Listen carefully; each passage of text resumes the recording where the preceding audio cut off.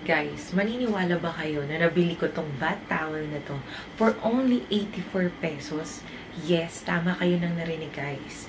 84 pesos lang tong towel na to. Grabe.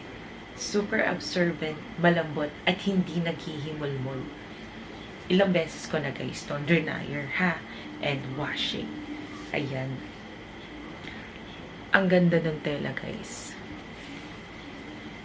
Kita nyo ba yan?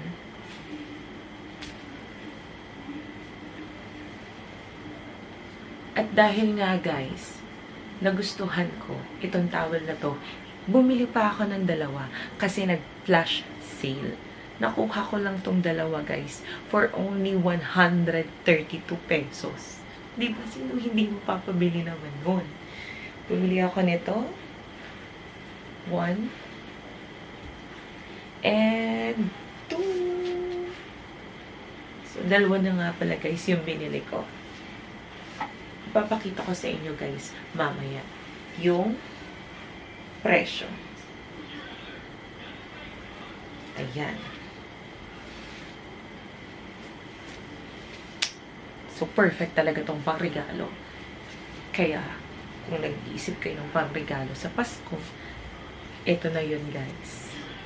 Hindi ko pa nga ito ginagamit guys kasi pinag-iisipan ko kung ipapangregalo ko ba o gagamitin ko.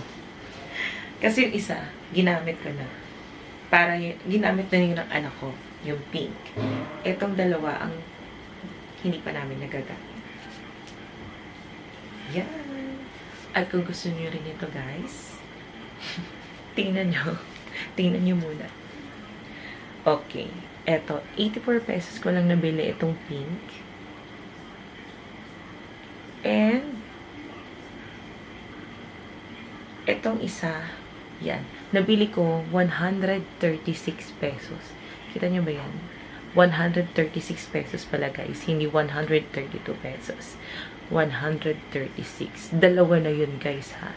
Isipin mo. 136. Dalawa na yung towel na mabibili mo.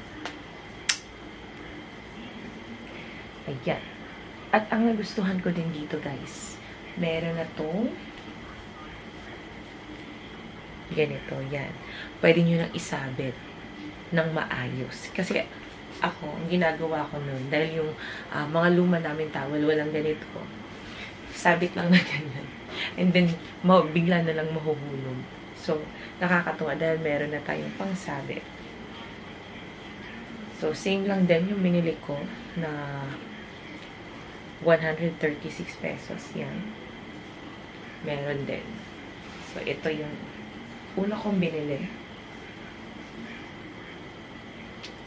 At ito yung pangalawa kong binili.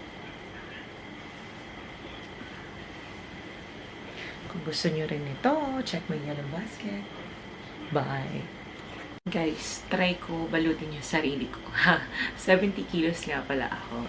And pakita ko sa inyo to.